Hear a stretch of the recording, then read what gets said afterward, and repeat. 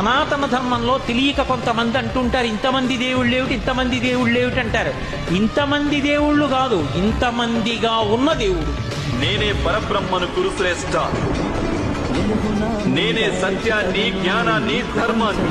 పార్థ, దివ్యములై నానా విధములై అనేక వర్ణములై అనేక విశేషములు గల నా స్వస్వరూపమును కన్నులార దర్శింపుము.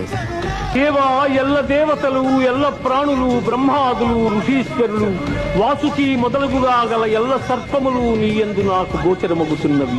ఈశ్వర, నీ విశ్వరూపము అనేక బాహువులతో, ఉదరములతో, ముఖములతో ఒప్పియున్నది. అట్లయ్యూ నీ ఆకారమున ఆద్యంత మధ్యమములను గుర్తింపదాలకున్నాను. కోరలచే భయంకరమై ప్రళయాగ్ని సమానములైన నీ ముఖములను చూచుట వలన నాకు దిక్కులు తెలియకున్నవి. కాన ప్రభో, నా యందు దయయుంచి నాకు ప్రసన్నుడవు కమ్ము. కృష్ణ, ప్రసన్నుడవు కమ్ము.